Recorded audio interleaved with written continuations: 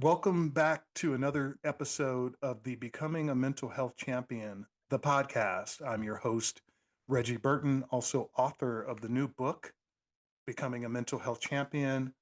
And we try to have conversations on this show about mental health, but through the lens of sports, business, and leadership. And today I'm really excited to be joined by someone that I think you'll learn a lot from about all those areas.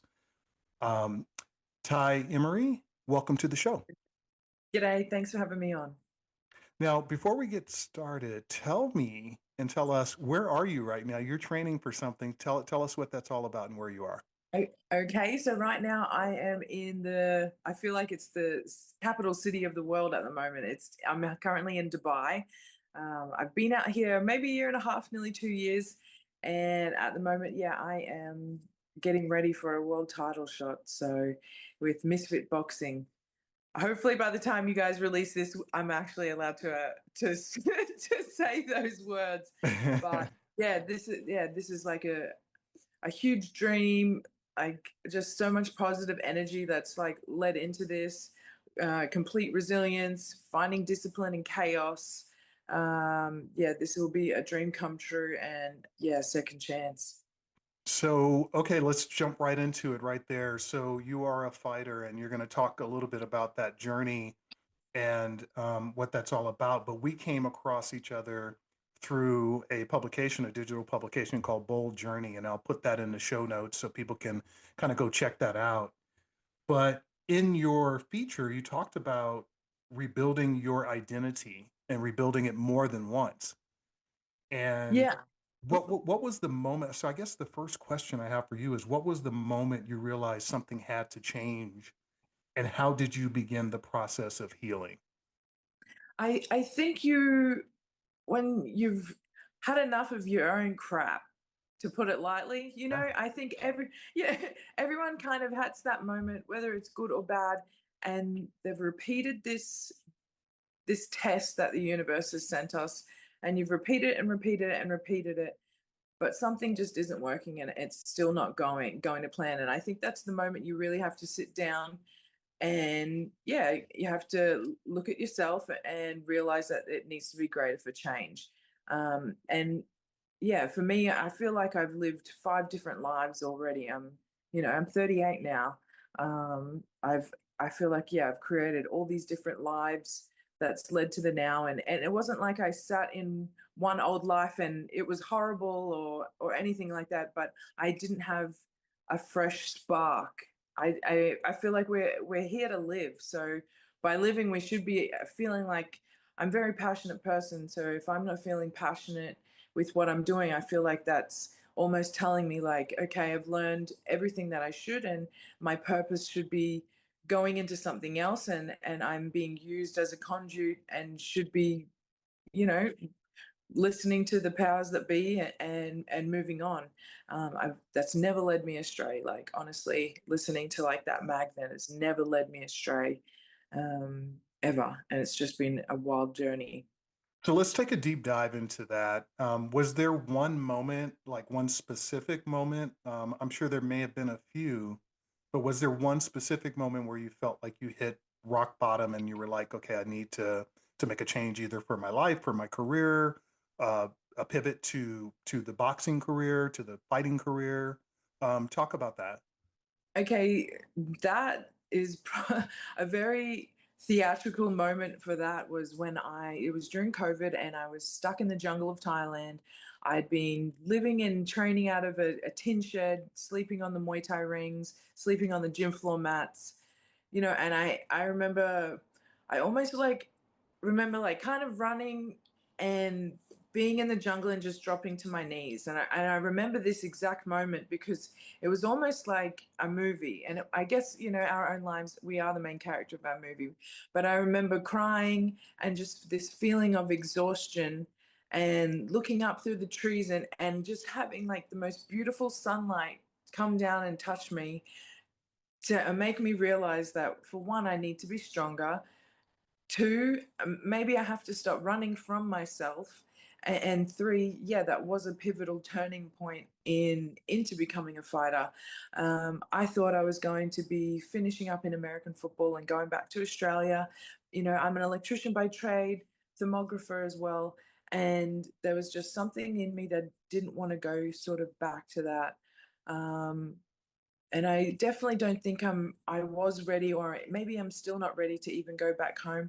Had quite a different sort of upbringing, and I think even in those lulls, maybe I'm not ready to face those sorts of things yet. But in saying that, I found complete strength in almost just being exhausted with like myself, and yeah, and it felt like almost just like exhausted from running away from myself. Here I am stuck on an island, and I'm running, obviously I'm running to nowhere, and I end up just in this complete opening with trees shining down, and me just realizing like I have to stop running from myself first and foremost. And I think that can be a lot for a very deep heart and a deep mind to kind of take on. So let me ask you, so just a quick follow-up to that. Where are you originally from? I noticed the accent. Where is home for you? Home is Gladstone, Central Queensland. So I'm Australian born. I'm Scottish into Maori, which is native New Zealand, and then from that married into the Australian side. So yeah, we're a good little mudblood mix. Nice, nice. So my next question for you would be, how has your relationship with mental health evolved as an athlete and as a woman navigating the pressure, expectations, and personal recovery? And I know that's kind of a big question, but I'll give you some time to unpack that. That is a really big question, actually. I think, but they all roll into one. For me, okay, I was the first female electrician, first female electrical contractor, first female and youngest thermographer. And even as a young girl, I've always felt like I was maybe like as fast as the boys. So I never understood this line between man versus woman, or where that women were actually like held back in some sort of way. So I think having that sort of mentality, even as a kid, all the way through to the trades that I've gotten, and then going into football, which is a male dominated field. And then now I'm in fighting, also another male dominated field. I feel like almost sometimes my purpose is just to show that there is no difference. We're two different creatures, but some people are just born to do some things. So I've always felt like not had a chip on my shoulder, but definitely a badge of honor in being able to have the mind, have the intelligence, and have the physicality to be able to do these jobs that generally most females could not even step into. I see that, yeah, almost as my purpose in needing to speak up in like how women may think, or just being able to maybe just bring a different light, shatter some stereotypes Sure. in, in brains. I do remember as an electrician, having so many doors slammed in my face and people laughing because I'm like, hi, I'm the electrician that they've sent out. Like, we're about to work on this, you know, 220-volt overhead wires. Like, what's happening? And people are like, you could like touching my face, and it took a while, and it took a few people to do that for me to realize these people are so far shifted in their reality right now that they genuinely think that they're hallucinating, and they're like making sure I'm real. So I think even in those moments I've always known, okay, this must be some sort of this must be a purpose of mine to continue. You got to be tough, that's all I'm saying. You're you're And you're you're establishing yourself as being different, right? And yeah, breaking absolutely. barriers and in your professional life and then also in sports. So a follow up to what you shared about football, because so I think one of the things that was attractive to me about your background is, I professionally I've worked in professional sports and worked for a professional American football team. Oh Uh, my gosh, yeah. yeah, the San Diego Chargers. So and now they're the LA Chargers, so they kind of went back to their original roots.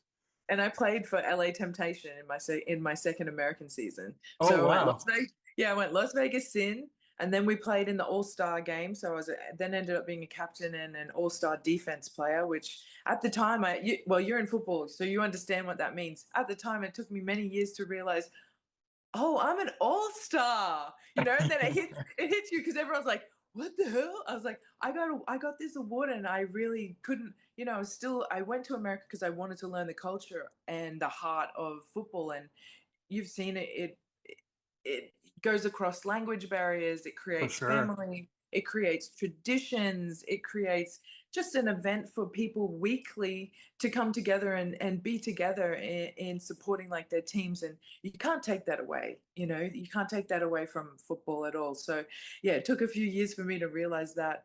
But yeah, and I ended up living it and playing for the LA Temptation. So I thought it was cool when they made the move there.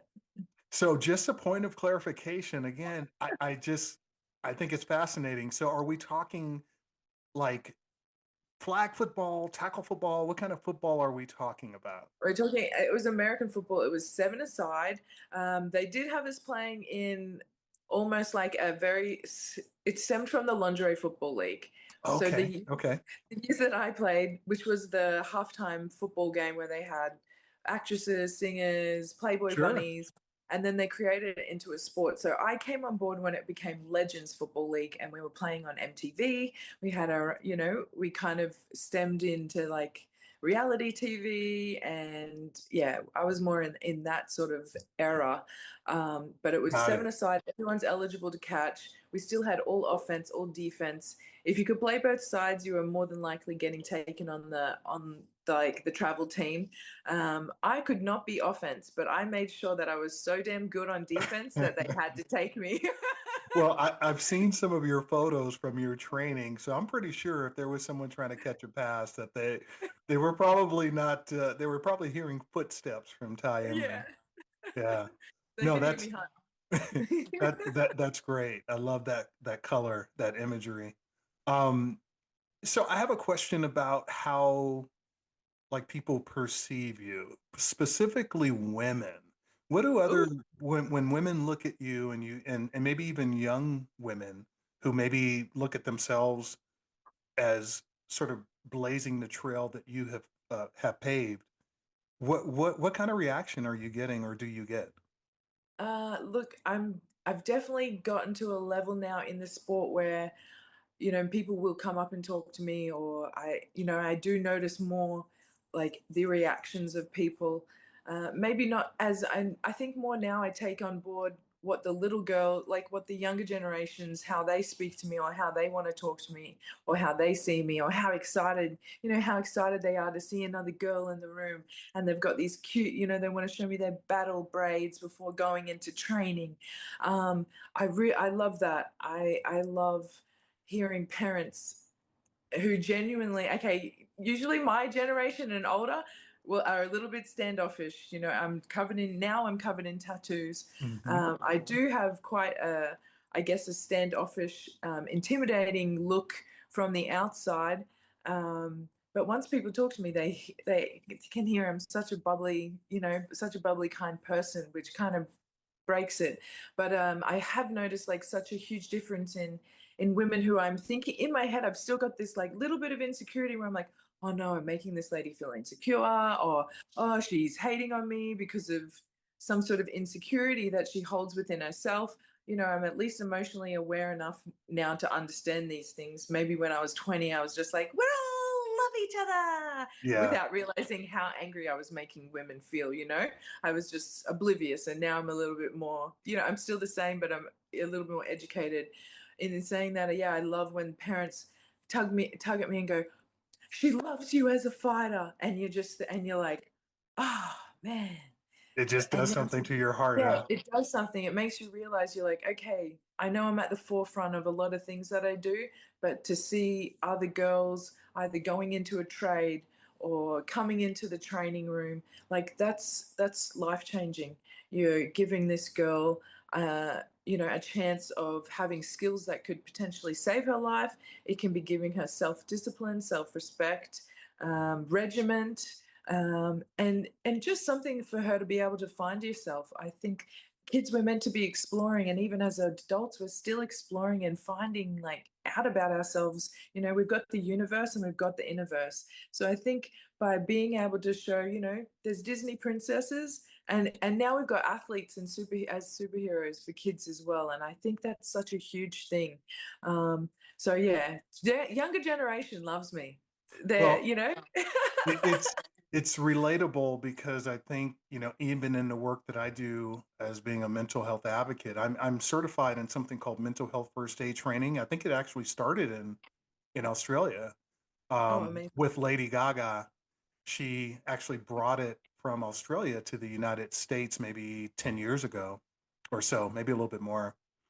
But it's basically like CPR, for the brain, being able to help people, sort of spot someone, adult or adolescents in crisis, mental health crisis.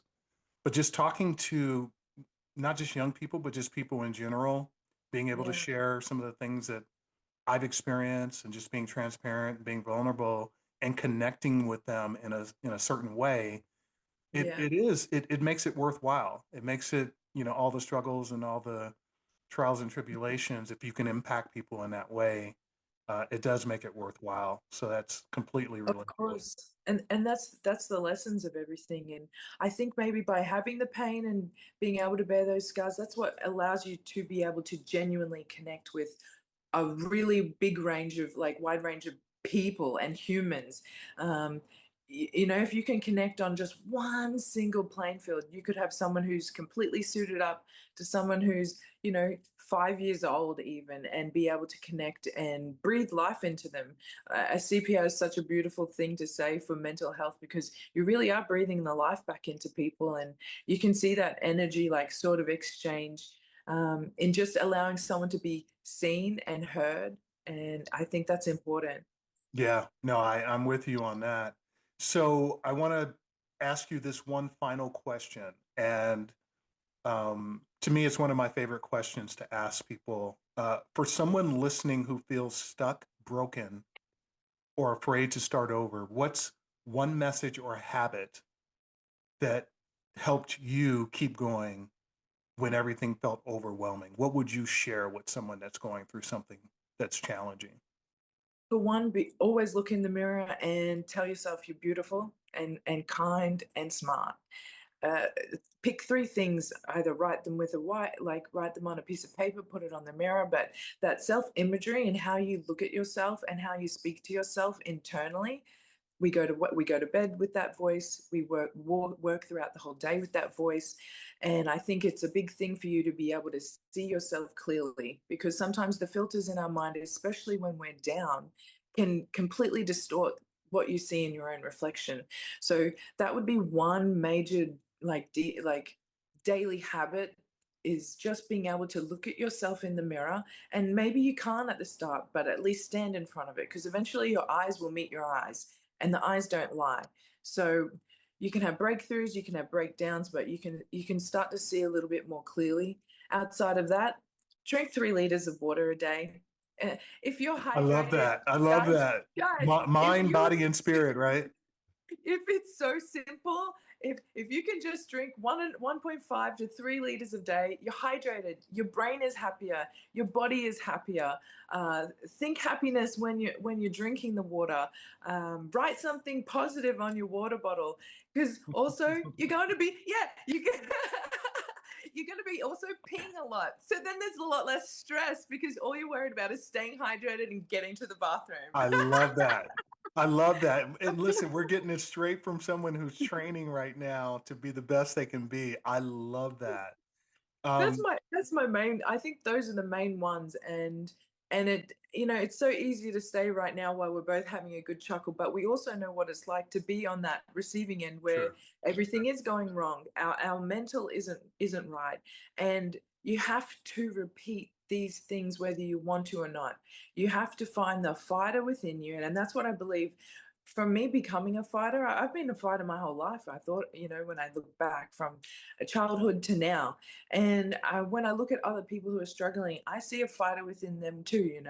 I see a fighter within a mother of three who's struggling. I see a fighter of a father just trying to create a new business, of a young man who's just come out of high school. I see fighters in everybody, and I think other than those two main daily habits, I think it's just to remind yourself that like it is tough, and no one's like it is tough. And I think after accepting that it's going to be tough, you have to like, yeah, find It's those how daily you habits. react from that, right? Exactly. Yeah, and it's, to use a sports analogy, and I guess we'll kind of bring it home from there. It's like, in boxing, I think Mike Tyson has that one quote where it's like, everyone has a plan until they get smacked in the face. Yeah. Once you get smacked in the face, and then you react from there, and that's when everything is really on. Ty, Yeah. this has really been great. I hope we can do this again. And what I want to ask is, how can people connect with you? How can they find out more about you? What are your socials? Give us all that. My main socials at the moment is all on Instagram. I think in the next coming weeks there'll be some changes, just so that people can start to reach out in, I guess, about more serious topics. That'll kind of revel out, I think, within January's time frame. Can you But give us a little preview of some of those more serious Uh, topics? I so I think it's more because I'm going down like the mental health stream. I've been doing like a real big change of heart. I went out to South Africa and got into missionary work, and was a part of like programs that the same programs I sort of went through as a kid, um, believing in faith, believing in God.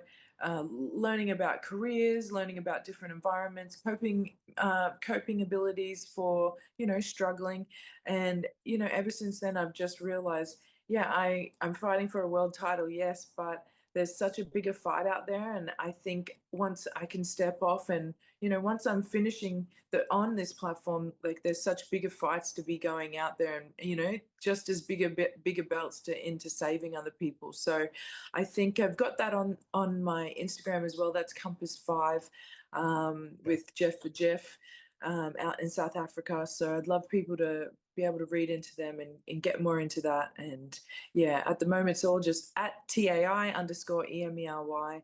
I always keep everything in my link me account. So Okay. when there's updates, but yeah, people can always feel free to reach out. I love that. Awesome. Well, you're so accommodating, and now it's time for you to get some rest because I know you're still in training. So I really appreciate you taking the time. This was Tai Emery joining us on the Becoming a Mental Health Champion, the podcast, and you can find it on YouTube, presented by the ABF Resiliency Project, as well as Spotify. Tai, once again, thanks for joining us. Thank you.